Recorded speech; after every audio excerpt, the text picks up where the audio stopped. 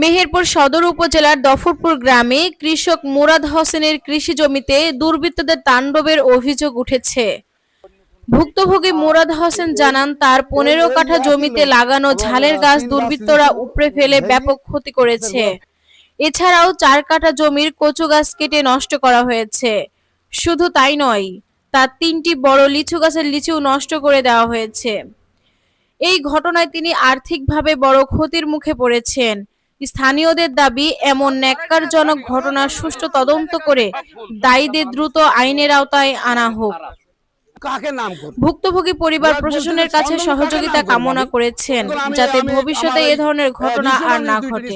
এই কষ্ট করে ঝাল গাছগুলো তৈরি ফেলছি, এই 15 কাঠা জমি ঝাল সাত করে উপরে দিয়েছে, 3 গাছ লিচু ভেঙে পয়মাল করে দিয়েছে, আবার 5-7 কাঠা ভুই কচু তুলি টান দিয়ে তুলি ফেলে দিয়েছে।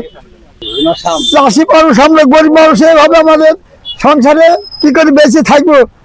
আপনাদের যদি কোনো ব্যবস্থা থাকে করে দিয়ে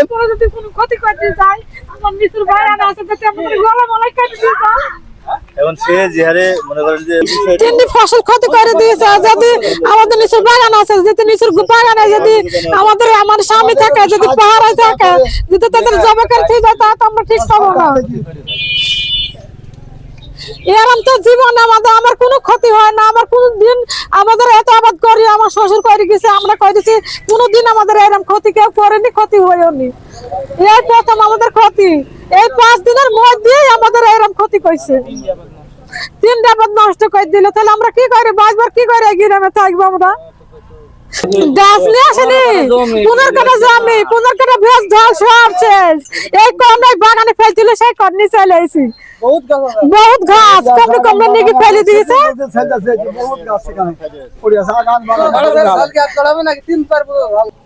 এই ঝাল গাছটি আপনার চৈত্র মাসে লাগিয়েছিল মুরাদ, তো ঝাল ধরাটি হয়ে ফুল ধরেছে এবং ফুলও ধরে গেছে।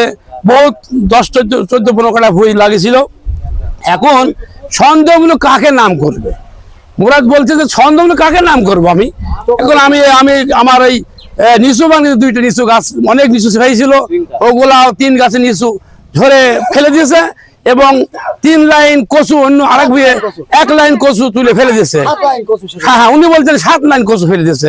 তো ঝাল গাছগুলো অনেক ঝাল, কিন্তু এ ক্ষতিগ্রস্ত হয়ে গেছে। এই লোকটা এখন চাষি মানুষ যদি 3 জায়গায় নিচু গাছ এবং কচুর গাছ উপড়ে দেয় আর এই ঝাল নষ্ট করে দেয়, তার চাষি মানুষের সমস্যা অনেক। এই ঝালগুলো হলে হয়তো আল্লাহ পাক দিলে অনেক ঝাল হইতো। গাছ যখন বড় হয়েছে, হয়তো ধারে গত বছর যেমন ধারে দাম গেছে, এবার যদি ঝাল যদি হতো তাহলে 2-4 লাখ টাকা ঝাল হইতো, যে ভবিষ্যতের ব্যাপার। কিন্তু এই ঝাল গাছকে আর পাওয়া যাবে না, যেহেতু ঝাল তো নষ্ট হয়ে গেছে। এই গাছ আর লাগানো যাবে না, যেহেতু বড় হয়ে গেছে, শিকার মেলা হয়ে গেছে। এই গাছ লাগালে আর হবে না ভাই।